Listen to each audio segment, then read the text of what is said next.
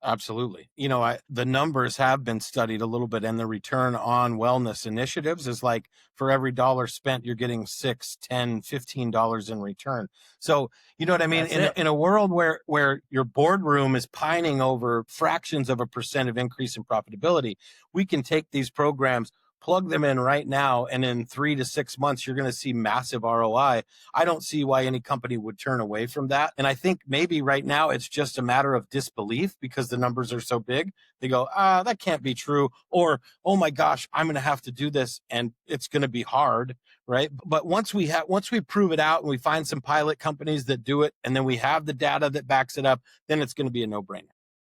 Josh, I love that we just met on LinkedIn and that was the connection, and then quickly was like, oh, we need to like actually talk and have a conversation. And then, hey, let's go get coffee. And then, hey, I'm building this amazing thing. Let's talk more about that and have you on the podcast. So it's been very serendipity, as they say in the world of the internet and where we are in society, because I feel like historically an IT guy, I wouldn't call me an IT guy, but a guy that works in IT and a guy that works in true hands-on field shit wouldn't have been like, oh yeah, let's just hang out. It'll be funny. Let's go grab a coffee. Right. So it's just really cool era of the world we live in. But I was thinking I'd love to hear more so about your experience before I dig into more of the ProjectBUILT stuff. Yeah. I wonder if you even realize what a fire starter you are, but when we first connected, so we talked, right? And I kind of told you what I was doing at that moment in time. And you were like, oh, that's cool. Let me connect you with this guy I just had a conversation with, who was Matt Aston who was on the podcast from GPRS. Out of Ohio. Yes. Yeah. Correct. So Matt and I had a conversation over the phone, and he was like, I don't know how I can help, but I know a guy that can. So he connected me with Mark McGinnis, who is the founder of SEAL Legacy Charity or Foundation. And he's an ex-Navy SEAL commander, does incredible work for Navy SEALs in the suicide prevention space. They actually do suicide postventions for their people. And Mark was really the linchpin for me going from advocate to turning this into a real like full-time thing, where he said to me, he's like, you're going to have to create it. If you want to do what you say you want to do, you need a foundation, you need a nonprofit, and you need a consulting business. And so fast forward a year and a half, 2 years, and then that's where we're at, right? We're consulting. We've built the nonprofit. We're rolling out these programs. And so, ultimately you, Justin, were the catalyst for all of my career path. So I don't know if I should thank you or curse you, but I would love to take the credit, but like I did the simple like, hey, this feels like a connection that may make sense in some way. And I literally had a call yesterday with Heather Lennon, who was also on the podcast, serial entrepreneur, but she runs a GC, is one of the business she has. And she said, all the businesses I've ever started never turned out the way I thought they were going to when I initially started them. And like, that's kind of the approach here of like, I don't know, this seems like a thing that would maybe make sense, and who knows what you do from there. And I'll just leave it to that, Josh. I'll just say, hey, I just did the basic minimum, and then you took it from there. So you gotta applaud yourself for actually being driven and taking the ball and running with it, right?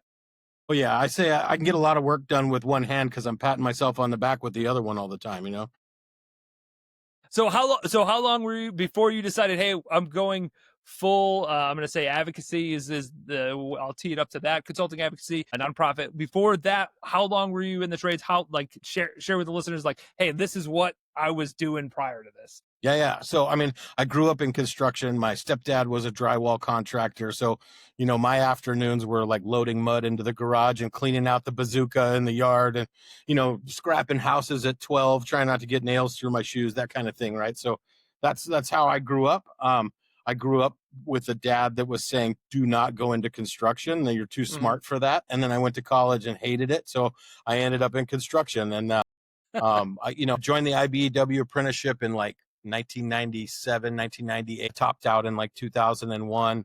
And how it is in construction. If you show up on time and you're not doing drugs, they basically give you a foreman truck. If that's all you're doing, then you're the boss. So they made me a foreman before I was even a journeyman lineman, and I was running a crew installing streetlights. So I've been doing that for about 25 years and kind of progressed through through the trades and meandered around. And then most recently, I switched. I was the transmission and distribution vice president for Intermountain Electric, kind of all over the United States. That's a funny story. I got marooned up at Yellowtail Dam right on the Wyoming Montana border in my truck All driving right. out a transmission line. And Amy, my wife, and my sister were like, calling search and rescue and had police and fire and everybody out looking for me. And so the week that I got back, I got a call from a recruiter, and they said, "Hey, they're building a semiconductor plant in Chandler. They want you to come do the electrical piece of that." And I was like, man, even in the interview, I said, I think you guys called the wrong person. I know nothing about semiconductors, but they offered me a position, and I told Amy about it. And she said, wait, so you're going to be home for 3 years? And I said, yeah. And she said, I don't care what it is, you're taking the job.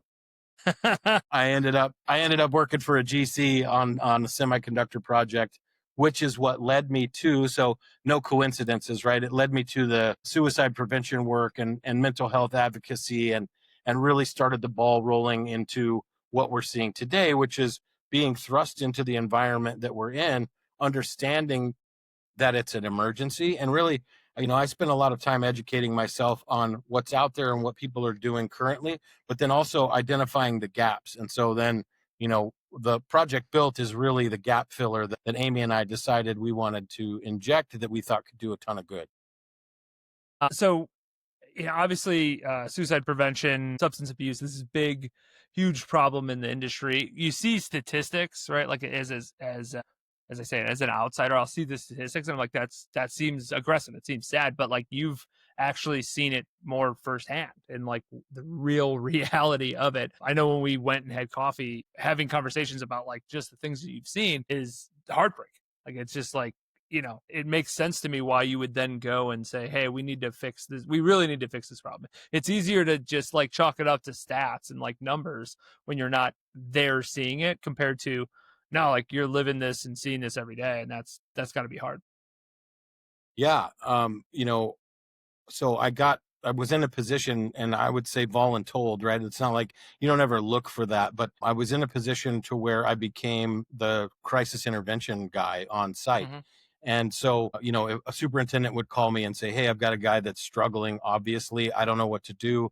Will you talk to him? And so we'd gather him up, take him to a private space, sit down and see what's going on. And yeah, I saw some pretty horrific stuff, guys that were ready to go in the parking lot and down a bottle of pills, or, that had a loaded gun on the front seat of their pickup truck. And their plan was to, on the drive home, pull off somewhere and do it. Or, it was strange for me to be in that position. But so to back up a little bit, I come from a background of trauma. That childhood that I talked about was filled with, Mm-hmm. addiction and alcoholism. So I'm a CPTSD survivor.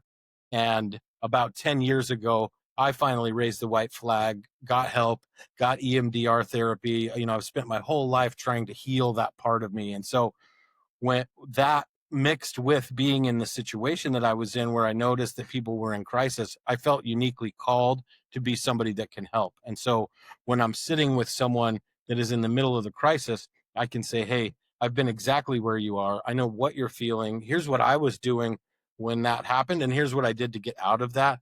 And so that was a great opportunity for us to open up. I call it the container, right? You open up the container, we can set our stuff in there together, and then we can work on like what are the next steps, right? I'm not a clinician, I'm not a therapist. I really don't know what to do outside of just opening up and saying, hey, I'm here for you, you're not alone, I love you, let's move forward together. And then I'm going to be the guy that's calling and texting you and making sure that you're going to your appointments or whatever. But I think, like you said, right, identifying the gaps. Now, the one gap that came up every single time, and I've done dozens of interventions. I went and did a retreat with my buddy Josh Rizzo and Justin Asbill, with a company that had like 30 superintendents. Every Mm-hmm. single one of those guys talked about a disconnection from family. Everyone that I did an intervention on, everybody up at that retreat, everyone that I talked to as I'm traveling around doing talks, it's always that disconnection from family. And Amy and I felt that too, right? When I was Mm-hmm. marooned out there in the middle of wherever, when I was out traveling and we weren't communicating and we were fighting and having struggles, we didn't have the tools to stay connected, right? We didn't have rituals in place that allowed us to maintain our stability and our communication, as I was on the road and she was here trying to raise a family and work and do all the things that she's got to do. And what I've noticed a lot of the gentlemen like myself that have spent their lives on the road, traveling, doing this construction thing, is that they don't feel appreciated. They're estranged from, maybe they got 2, 3 divorces. Their kids don't talk to them. So they feel totally alone, and they feel like they've wasted their entire life thinking that they were sacrificing for their family, when in reality, their family didn't appreciate what they were doing. They just felt like they were leaving them alone. So really trying to figure out how we can do something about that is what Amy and I have focused on, and why we created the retreats that we'll get into. Yeah, so that, I mean, literally, as you were getting the semiconductor job, Amy said, "I don't care what the job is, you're taking it because you'll be here for 3 years." I think that that screams, the ahas, right? Like of the, this is so crucially important, just being here, being near. And obviously there's a lot of traveling tradesmen, right, that are just going to the next place, to the next place, to the next place, and it makes it very difficult. So you'd mentioned consulting, nonprofit, and the foundation. Let's get the breakup of those, what that looks like, and then we can dig into these retreats. Sure. So the way that I look at it is, in order for there to be systemic change, it has to come from the top down and the bottom up. So with Project Built, we're looking bottom up, right? Healing families, getting out there to workers, really giving them practices that they can inject into their lives that will make their lives better. So we start from the bottom up with that. And we study it, right? We can't just, go out and do good, heartwarming work. We have to have data to back it so that we can drive big industrial change through, risk insurance companies and the government, right? We need states involved. We need the federal government involved, the Department of Labor, OSHA.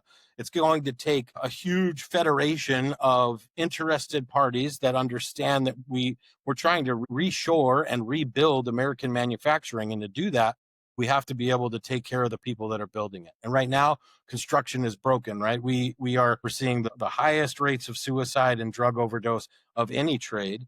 And, if you include extraction, mining, those trades, those are all the worst, right? And they're all construction adjacent. So I kind of group them all together, right? It's high risk, high travel. And so we have to, as a community, have to start looking at, okay, where are we investing our money? Where are we investing our time and our efforts? And how can we start to heal, our workers, the families, our job sites? How can we do that? So bottom up is Project Built. And that's the piece that for me is the most exciting, right? I love getting my hands dirty. I'm a builder. That's where I want to be. I want to be with the workers. But also we have to come from the top down. And so the consulting is more about understanding from an executive level, what is the return on wellness? How do we create programs within our company that actually decrease turnover and increase engagement and decrease absenteeism and presenteeism? And so all of the things that are draining your profitability of your company as our margins are shrinking over and over again because of that. That's just where we're at, right? Everybody's fighting for these jobs.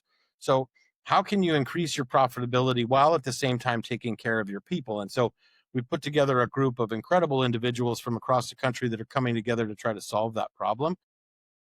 And then, it's about taking if we demystify what it takes to get there, then we can give that to companies and say, hey, you don't have to do it our way. We're just going to give you this information and we want you to go do it, because it's going to take 10,000 Joshes, out there doing this work to really make an impact at the scale that we need it. Interesting, you mentioned the return on wellness, right? So one of the things we talk about frequently, obviously, is safety. Like, we think of it, or when we ask the question, it's usually like, is it a cost, or is it an investment, or is it both, right? And taking that the step further to wellness, right? Because it's like, yes, you don't want your guys to get hurt. Pretty straightforward. Like, that is not good for business. That is bad for the human beings. That's bad for the business. It's bad for profitability, all those different things. But wellness takes that a step further. It's like, well, they didn't get hurt per se, but like, they are, being hurt mentally, or they're being put in a really tough position of stress and things like that. And where does that impact the business, as well as the person, as well as the family that they come home to? And I think that, at least to my knowledge, and maybe you can correct me if I'm wrong, that's not being thought of maybe as much as it should be, is the easiest way to put it. Yeah.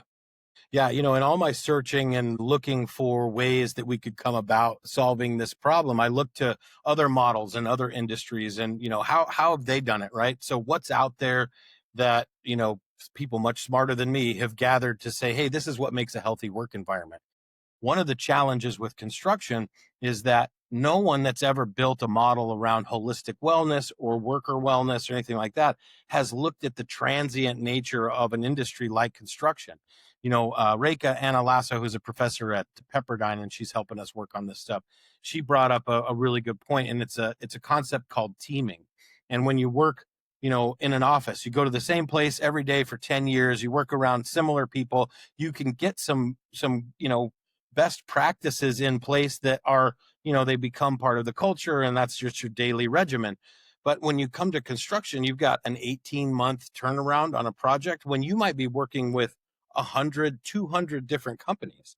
So the idea of having that many companies with that many, whatever standard operating procedures coming together to try to create a holistically well environment is incredibly complex. And no one has ever looked at it that way. And so that's what we're in the process of trying to do, is really, like I said, demystify those things, because once we have a picture of everything that comes together, then we can draw some corollaries and we can say, hey, if you do this, this, and this, then you're going to have a massive impact on the overall culture of a job site or your company or whatever it might be. But we have to find that information first. We have to have the exercise of walking through it with a group of individuals that are informed and are experts and have lived experience.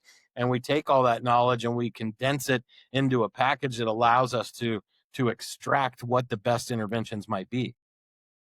Yeah. I it's interesting that you're working with higher education or Pepperdine, because that becomes, it becomes an equation, right? I mean, that's sadly is how we break things down, but it's like, how much effort do I put into this thing, in this case wellness, that then allows me as a business, when you think of this in the, I say, the Mr. Burns way of thinking about it, it's like, if I can prove to Mr. Burns that environmental policies are a good thing because it helps his business, he'll do them even though he doesn't care about the environment.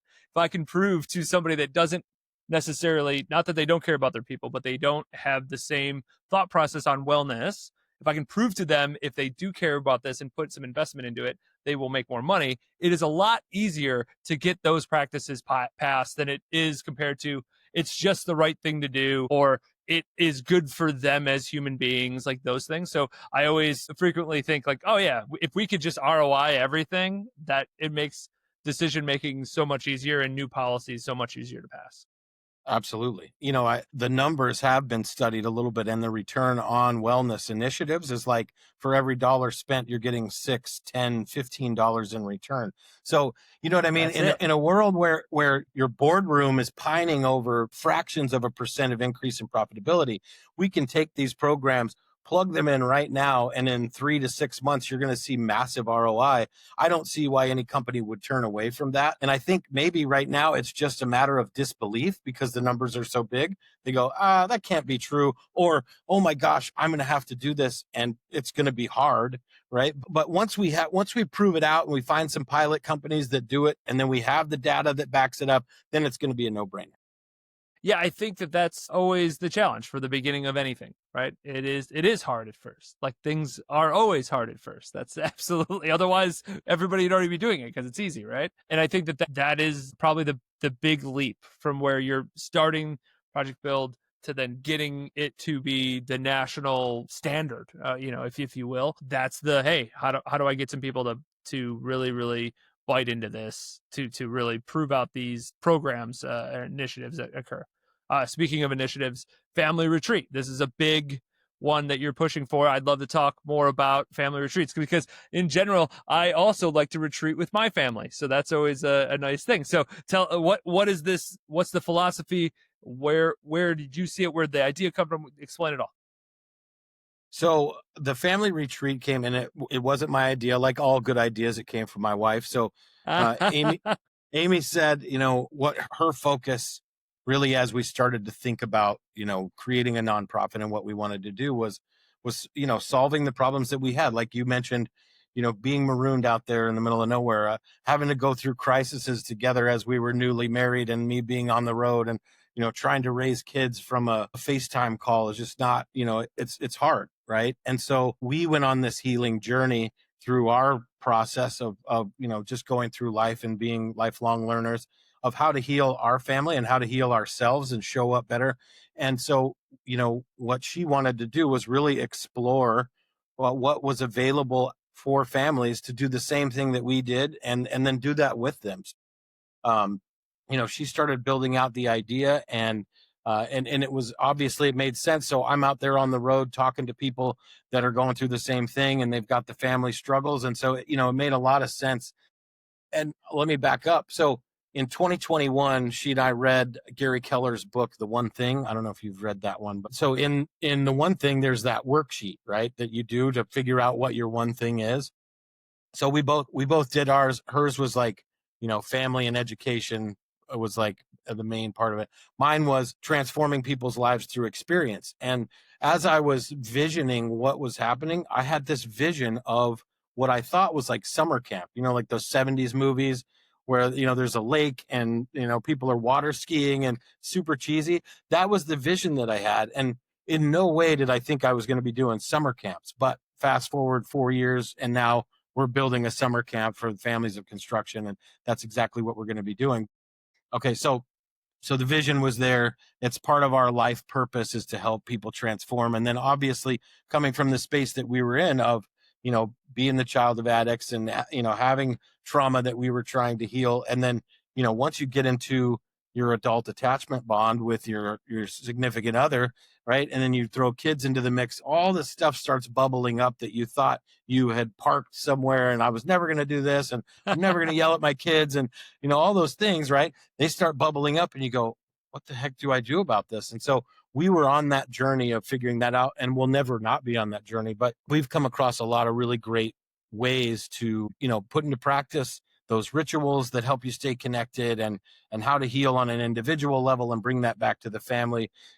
We moved our kids into homeschooling, and so we have a micro school here at the house where we do Komochi circles and social emotional learning for them, so that they can be better connected to their emotions and explaining them. And we've just been able to do so much over the last 4 or 5 years that have really transformed our family, that now we want to give that to a larger group, if you know what I mean. Yeah. So the 70s summer camp idea. So how does this work? What happens? Is it a random lottery of like, it's like what was it, clearinghouse sweepstakes kind of a thing? What's the way this works? What's the logistical way this works? Yeah, so we're gonna open up nominations for families, and you can go to our website right now, which is getbuilt.org, and you can either self-nominate or nominate another family. And the criteria for qualification, like I said, is going to be, if you're a family that has experienced stress or whatever around construction, you're qualified. Which I don't know any family that's been in construction that hasn't had somebody that's working late nights or on the road, bringing stress home, whatever that looks like, showed up with an addiction that they maybe picked up after hanging out with the boys after work, or girls. So it's pretty much open to anyone. We're going to run through a nomination process. We're going to pick people that are ready to do the work, and have reached a point where they feel like us, where they know they want something different, and they know that they're ready. They're just not 100% sure of what that is. We're going to fly them out, so all expenses paid. We'll fly them out to Aspen, Colorado. They'll take the drive up to Bayul, which is the resort that we're hosting the retreat at. It's an incredible place up at the mouth of the Frying Pan River, which is like blue ribbon fly fishing, one of the best places in the country for that. And then we're going to have them go through a 5-day process of healing, and really in a regimented way that lets them instill the practices that when they leave, they go home with tools that they need. Even if they do 20% of it, will completely transform their lives. But we don't want to stop there, so we're going to follow them for the next 2 years. We're going to check in on them, make sure we know how they're doing. We're building that tribe of folks that can be a peer support network for the families that are there. And then for the next 2 years, we're just going to make sure that they're doing okay, that flywheel is spinning, that if they need support, they have it. And then one family each year will be invited back to be the like mentorship lead for the next year. So, again, we pay it forward. We find somebody that's really taking to the work, that wants to give back. And then they come back the following year and just model the sort of recovery and transformation that we're looking to do. And then we'll just continue that process with as many retreats as we can Stacking fund. You it know what I on. mean? Yeah. Yeah. No. Okay. That's awesome. That's amazing. So when is this tentatively happening, or when is it actually happening? It'll be the last week in June, so June 2026. So we're heavily looking to make sure that we have the funding in place to do that. And so you'll see that at the end of year, our fundraising campaign to pay for everything is what we're focused on right now. We have a lot of great information, but we're not just looking for money, right? We're looking for friends, we're looking for advocates, we're looking for anyone who believes that healing the family can help our industry, right, and save lives, and then also help our businesses. And they see that. So, for your listeners, what I would say is if you feel called to this in any way, reach out to me. We can find a way for you to help, whether that's volunteering, whether that's sponsoring. There's a million ways that you can get involved, whether it's just sharing the message on your social media, whatever that looks like. Yeah. That's awesome. Okay. So what else are you building if that's not enough? Right. Well, so, you're here in Arizona, right? I met a guy, actually, it's a funny story. So my son goes to golf school. And one of the kids that he goes to golf school with, great kid, his dad is, I think the chief of police or captain at the Queen Creek Police Department. Anyway, I went to go pick up Evan from his buddy's house and walked inside, met mom and started talking about the nonprofit. And she was like, you need to meet my friend Rich. He's this incredible guy, and he does stuff like what you're talking about. So I met Rich Ganley, who is he's a philanthropist, 10 times successful businessman. He said he retired at like 40 because he sold his company. And then really everything that he's done since then is things that can help out people in the community. And It's awesome. so, amazing guy. Well, he started this thing called the Recharge Room. And the Recharge Room is in fire departments and police departments all over the state. They're moving into education and hospitality now, but it's the physiological reduction of trauma. So I think about like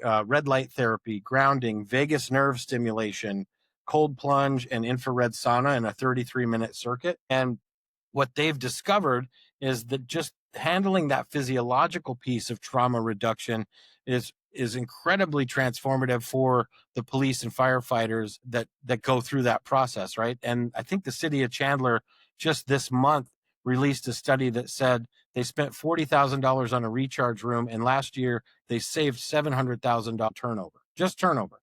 So yeah, and now we have the police officers after a stop. They have a stressful interaction with somebody in the public. They're sitting in their car and using the vagus nerve stimulator to actually lower their blood pressure and lower their stress level before they go on their next stop.